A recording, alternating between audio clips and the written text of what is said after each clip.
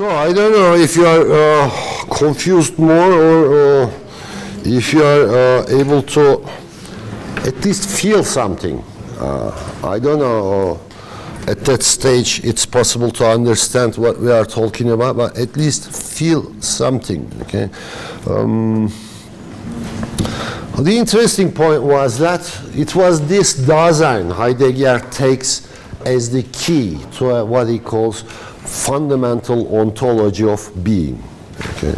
So being and time itself, therefore, is not an ontology of being, but rather the analysis of Dasein, through which Heidegger aims at that ontology of being. Okay, so it's something like similar to, if you like, with regard to its position to the rest of their writings. For instance, Hegel's phenomenology of the spirit. Okay, actually, for Hegel, phenomenology as a book is not philosophy itself. It is the introduction to any possibility of philosophy. Okay, so clearing the way out, an effort to clear the way out. Okay, for that philosophy becomes possible. It's in a similar sense. Okay, here the book centers around the theme, rather than being actually, centers around the theme of Dasein. Okay, what is Dasein, how it relates with the world, etc., etc. Okay, so Heidegger will use this as the opening key, and for the good reason that in his thinking, actually, as you can see, Dasein's concernful dealings with the world opens that world up. Actually, the there of being has been opened, in other words, okay?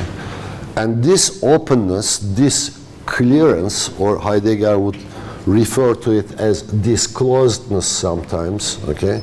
This closedness will give a space, a place, a there for being to give itself to Dasein, okay? Or if you like, to show itself to Dasein. We're going to use, for instance, in that connection, that specific usage of the term "there is" in German also turns out to be interesting.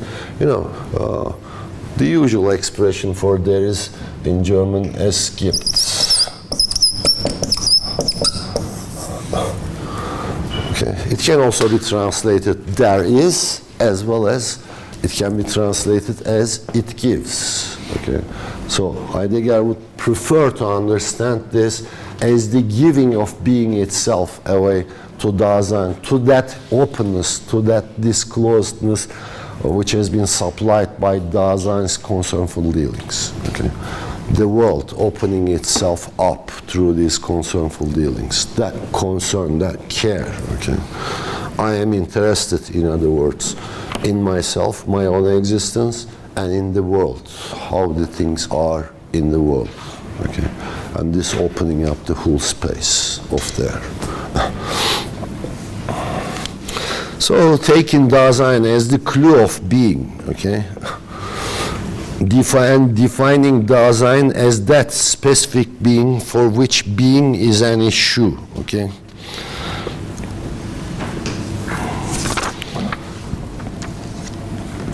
So Heidegger enumerates three specific, how can I put it, okay, actions or modalities of Dasein's being. But before that, maybe to proceed in a rather more schematic manner would be interesting, okay. So let me give you give you first the schema, and then continue with the rest, okay, trying to open each and every characteristic up. Okay. Okay, we have talked about Dasein's existence, therefore. Actually, it's a double term, existence of existence, okay, if you translate. Okay, but Dasein, in Heideggerian terminology, modes or modalities of being in the world alongside with. He uses these strange expressions, neologisms, so forgive me repeating them here in their imperfect English translations. So let me give you first the schema, or rather a schematic expression of that analysis, and then later on try to dwell on each component one by one. Okay.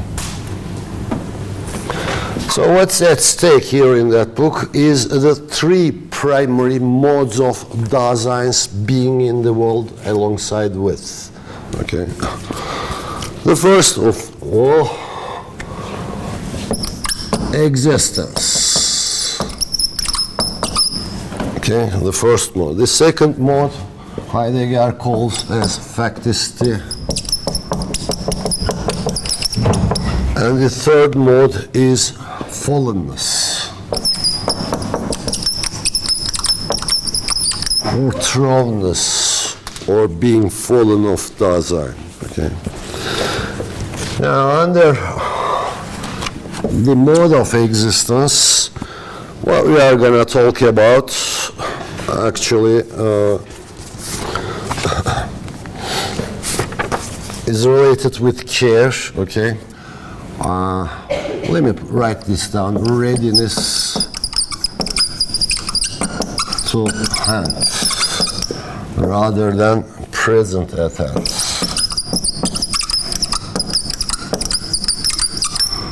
Okay, let's take a closer look at this. We are going to come to the others later on. Okay. Out of these conceptual dealings and comportment of Dasein itself towards the things in the world. Okay. So the mode of the appearance of the things, okay, is according to Heidegger rather the readiness to hand rather than their being present at hand.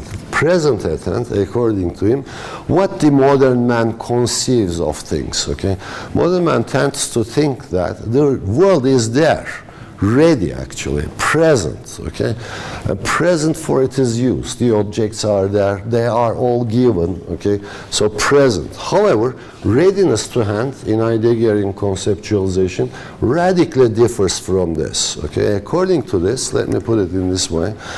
Things are not by themselves there.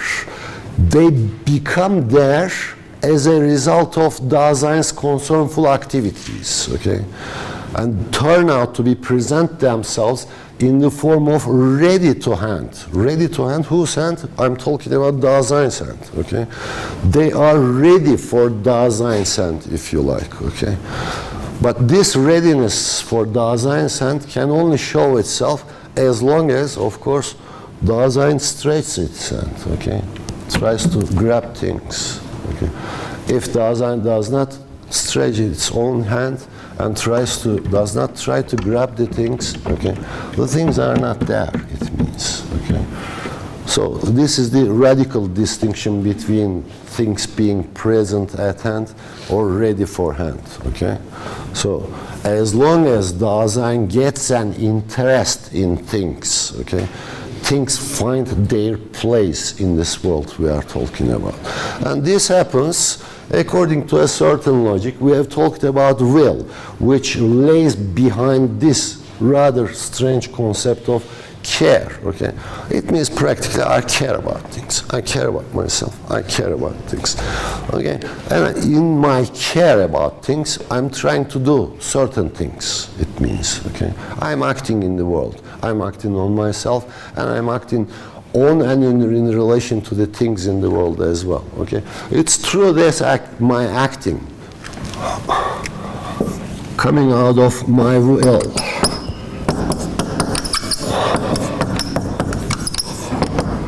acting meaning doing something, you know.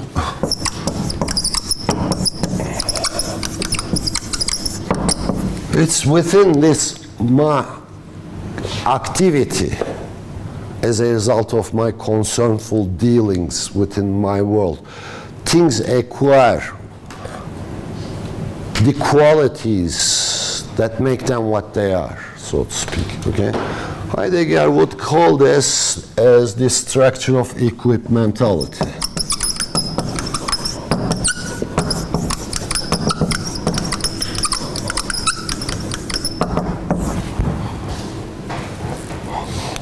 Okay, they present themselves, in other words, as ready to hand in my activity, in connection with my activity.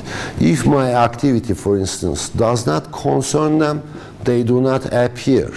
But when my activity involves them, they come to presence. They begin to be here. Okay. Say, for instance, okay, what is a stone over there and a piece of wood if I am not doing anything at all with regard to them? I may not even see them. I may not even be aware of their existence in the world at all, okay? But as long as, and at the moment, the stone comes in, the stone connects itself somehow with my activity. For instance, my taking it at my hand and throwing it somewhere, okay? It's in this taking, okay? In this taking of mine, the stone comes to presence, so to speak, as the stone. Something, for instance, which can be thrown. Something, for instance, which can be hit upon something else. Say, something which can be used to crush down that piece of wood. And that piece of wood which can be used to make myself warm by burning it up. Okay? Otherwise, the wood may stand over there. If it does not fall into this structure of equipmentality which had been constructed by my activity, for instance, say my willing to get myself warm up, okay? Neither the stone nor that piece of wood make their appearances in the world, okay? I forget about their existence. I do not even notice that they are there, okay? So they draw my attention only in connection with this will to get myself warm. Okay? So it is in that connection things get coupled with each other and can constitute even rather long series. Okay? You use the stone to do this and that to be able to do that, and this other thing to be able to do this, and finally producing a table, for instance, to be able to sit behind. Okay? Many things involve in the structure of equipmentality. Wood, the other materials, nails, hammers, etc., etc. Okay? They come to presence, even though they may not, in most of the time, may not be given by nature itself. Okay? As they are connected, I am looking for something heavy to be able to nail down this something here. Okay? Producing the hammer, for instance, over there. Calling the hammer, if you like to use Heideggerian language, into being. Okay, come along here. You are part of this process. Okay, come along here and be here. Okay, it's in that sense this readiness to hand differs from it. So this means that things and our relationship, or Dasein's relationship with the things, are never neutral, can never be neutral relationship, okay? If we are talking about neutrality within this context, okay, we are talking about the non-presencing of the things, this closedness of the things. In other words, they do not give themselves up into that openness of being there, which is nothing else Dasein, okay? So, where was this? Okay. So it's the comporting attitude which matters and brings or calls things into that openness. Okay. Another important thing with regard to the question of the mode of existence of Dasein in the world. Okay. Let's call this B, A, and B. Dasein's, how can I put it? Being ahead of itself. For Heidegger, Dasein is always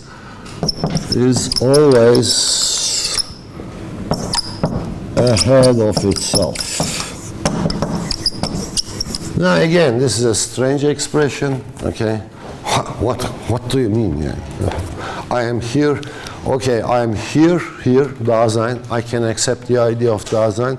But what does it mean, being ahead of itself? Yani, I am here, and ahead of itself implies that I am here. It implies that I am there, actually, in the future. Okay. Actually, this expression is used for Heidegger to be able to tell us that in our concerns, we also are concernful with the future as well. Okay? Not with the present, but with the future as well. Okay, so future constitutes being concernful about future. What will happen to us? What will happen to the world? Am I going to be able to find a work after graduation, etc., etc., constitutes an important part of our existence in the world, in other words. Okay? So actually shapes to a considerable degree our present actions too. Okay? It's not only that we are thinking just now, just present, and do not concern ourselves with the future. We are as well concerned with the future. Therefore, we are being ahead of our own selves by projecting our worries, our thoughts, our concerns towards the future as well. Okay? That's the point. Okay, the third, or C, only comes into the picture here, understanding. Okay?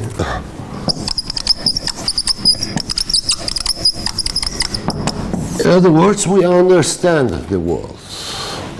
Actually, there are two different kinds of understanding in Heideggerian thinking. One is a strange kind of understanding, which Heidegger considers as primordial. Okay? Primordial understanding. It is something like this. Okay? Even being aware, before being aware of itself, Heidegger would say that Dasein somehow understands itself and the world. Okay. Now, this understanding, however, is not an articulate understanding. Therefore, at on the ground of such an understanding, if you approach to a Dasein and ask the question, "Hey, man, what do you understand?" he would not be able to give any answer to you. Okay. But somehow he understands the world. What this understanding involves, okay? This understanding involves, actually, which has later been forgotten under modernity, okay? Dasein understands being, and Dasein understands itself as Dasein, which is responsible for the being. That specific creature, or whatever it is, being, okay, which is responsible for the being. Dasein primarily understands this, okay? But here, what we are talking about is not that understanding, simply because it is in the very beginning and the very possibility of Dasein. In other words, let me put it in this way, okay? If you do not understand nothing at all, how are you gonna be concerned about it? The care, concernful dealings was our initial starting point in the analysis. Okay, if you are not aware that you yourself is something, if not Dasein, okay, but you find yourself in a place where you care about, okay, no more talk would be possible. Actually, this understanding is what makes Dasein very special and have a world in contrast to other creatures. Okay? But this is not a conscious understanding. That's the point. Now here, however, we are talking about that understanding which we negate that prerogative or privilege to determine human beings' total existence in the world. Okay? We are no longer taking it as the basis of our existence now in Heideggerian thinking, okay? But here as part, one of the three components of Dasein's existence. Actually, this is a strange expression. The existence of existence, if you like, or the existence of being there.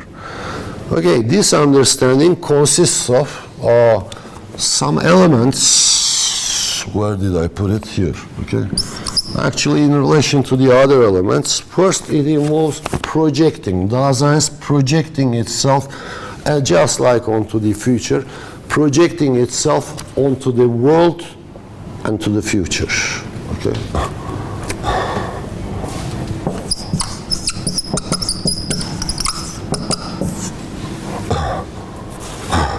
So therefore, Dasein is not that entity who sits at the center and trying to reach out the things that he wants to know. Okay, no, rather it is this projecting itself, as for instance we have been exemplified in the case of the structure of equipmentality. Okay, while this projecting itself, the world shows itself at the same time. So this is contrary to an understanding of the world which conceives the world as if it is there already in its readily given form, okay, fashion.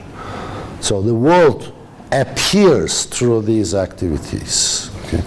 The world comes to presence to these activities. That's why only Dasein has world and not any other animal or whatever. Okay? So it's through projecting its concerns, its worries, its hopes, its interests onto the world and the future.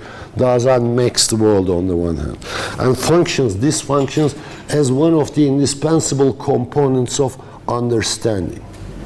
In other words, we were talking about theories, for instance. Actually, theories are very good examples of this activity of projecting oneself onto the world. Okay, the world is there, and the theories are used as instruments, as tools to organize that infinity of the components of the world. Okay, to bring them into an understandable fashion together, so that we can understand what's going on.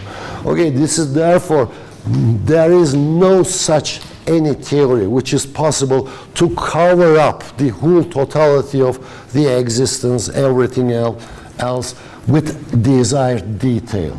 Okay, no such possibility. Why? Simply because out there, what we are talking about is nothing else than the infinitude. Max Weber, for instance, was very well aware of it.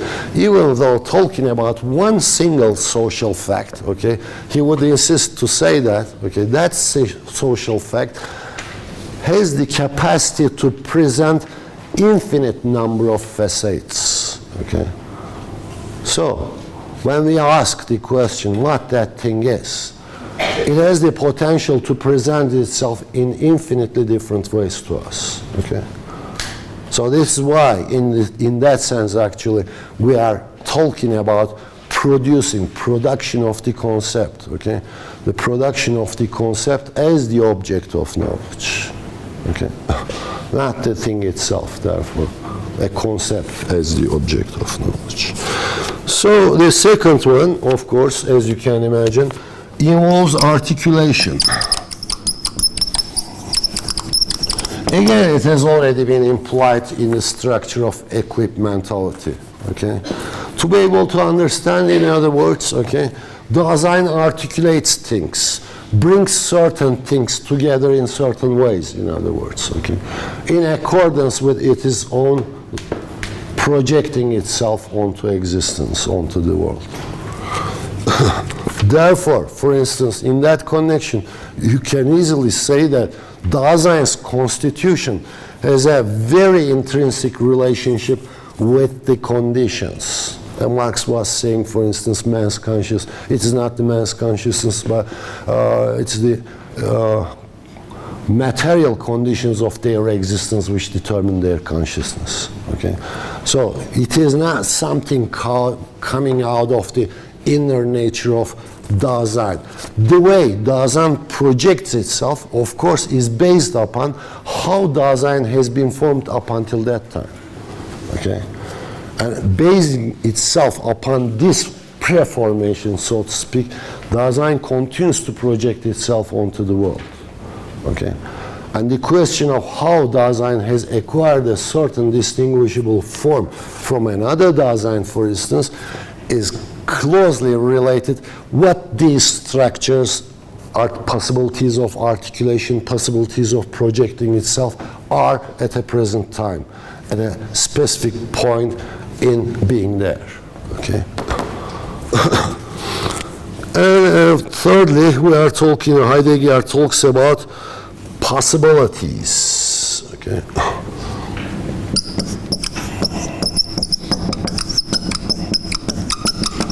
Or in other words, what we are talking about is simply seeing the possibilities. The possibilities themselves are not present in being, as you know. Okay. The capacity to see possibilities requires earlier involvements with the things. Actually, this has been also can be understood under the light of the discussion on the relationship between actuality and possibilities. These are actually two concepts, a couple of concepts, quite ancient. Okay, actualities, it's quite easy to understand them. Actually, when we are talking about actualities, what's at stake is something concrete right now actualizing itself. A certain gust of wind, for instance,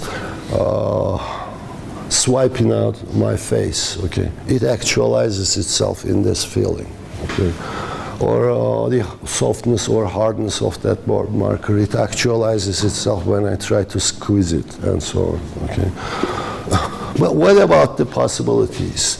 The possibilities, according to this older discussion, is based upon our memories. I'm not right now touching that board marker over there. But I know that it has that possibility, which right now, not realizing itself, okay? It has that possibility of being something solid, okay? Rather than being something liquid or soft, okay? I know that it has that possibility.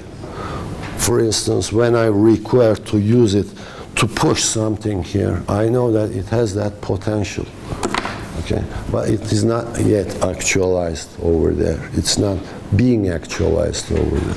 It stands there in its untouched state. Okay, so actually, what really happens, or in Aristotelian language, what really comes into being, we are talking about the same thing here, what really comes into being at a given moment is that which actualizes itself, okay? But it's still possible to discern that dynamis. Dynamis at the same time translated as potential, but at the same time power. Power laying hidden. Türkçe'de bir laf vardır. Ne kuvvet denir ona? Bir şey kuvvet denirdi. Unuttum. Eski bir tabirdi de. O çok güzel açıklayan bir tabirdi. Whatever. Okay, it has been as well translated as power. Okay, so implying that that thing has the power. Not realizing right now, but has the power of being solid. Okay? So, but since it has not been actualized, it is not in existence. Okay? However, here, Dasein is capable of seeing those possibilities of the things. Okay? What lays hidden, so to speak, what lays hidden in the present arrangement of things, okay? Even though they are not there right now, okay, they are capable of coming into being, if you like, okay? So it's through these possibilities, articulation and projecting of Dasein, we arrive at the final component of knowledge, establishing significances, okay?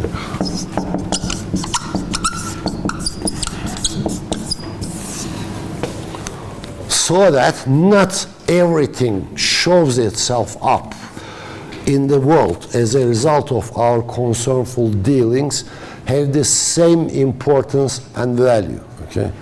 They do differ according to their places in the arrangement of these concernful dealings. They do differ in their value and importance, in other words. Okay? Some things present themselves replaceable, for instance, in certain arrangements of the structure of equimentality, while other things present themselves as irreplaceable, indispensable. Okay? For instance, if you are trying to nail down two pieces of wood, a hammer would present itself irreplaceable. But as well, you can do with a piece of stone. Okay, well, you would prefer hammer rather than piece of stone. Okay, simply because a hammer is much more suitable for that purpose to be used. Therefore, however, if you are not able to find out a hammer when you stretch your hand out, okay, and rather than a hammer, a stone comes to your hand, which is ready to your hand, okay, then you are going to use stone, but even though we would prefer the other instrument, okay.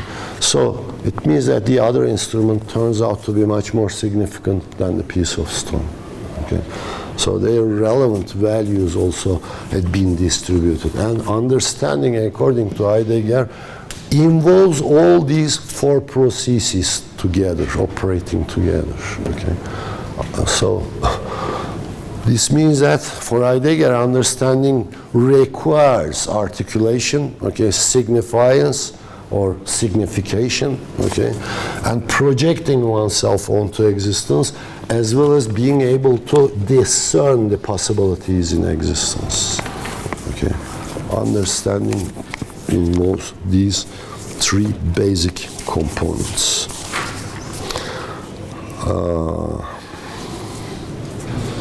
When it moves, the discussion moves from the mode of existence to facticity, however, okay, we are almost in a rather different framework. Okay.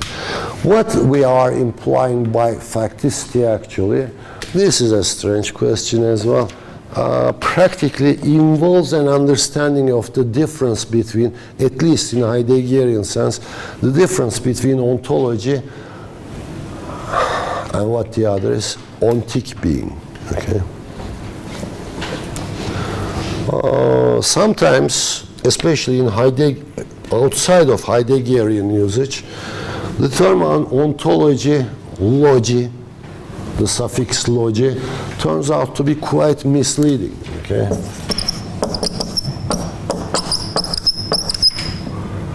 In contradistinction to ontic. Antik kuntik diye bir laf var. Okay, ontology within this framework, okay, especially since it involves logi, okay, logi is nothing else than that Greek term logos, which has many translations. Okay, it may mean reason, it may mean language, it may mean rationality, it may mean logic, it may mean what else, discourse, and many other things as well. Okay. Here in this connection, for instance, you can find it in sociology as well.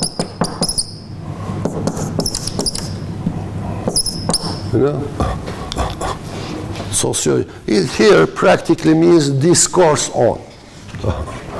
Okay, a discourse on or a theory on. Logos can mean as well theory. Okay. Discourse on onto, or discourse on socio. What's social? Okay.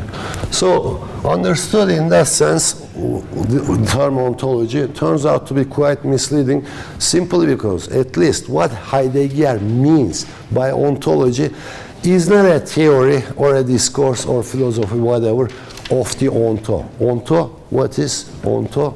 Onto means being. Okay.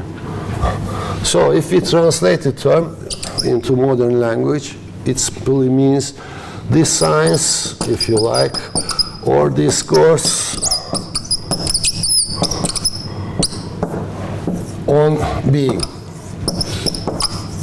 Okay? Or if you like, theory of being, whatever you like to take it. Okay? Therefore, in such an understanding, it has a primary reference to understanding reason, etc., or if you like, consciousness. Okay, so human comprehension of being, if you like. However, Heidegger's usage does not imply this. Okay, for him, ontology practically means the mode of being of the existence, the totality of being, actually, nothing else. Okay, ontology means being.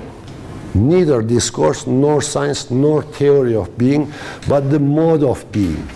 Okay, that's all. So, in contradistinction to ontology, being, as I said, is a difficult something. Without the usage of the is, in other words, okay, that is that I used at the beginning, the table is, without this is, okay, the table does not come into presence. Okay, that's the problem.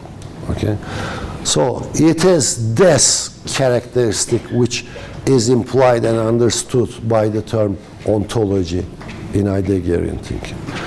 Of course, in contrast to this, one can imagine the non-existing, or in the classical language, you know, it has been already expressed in that concept, thing in itself.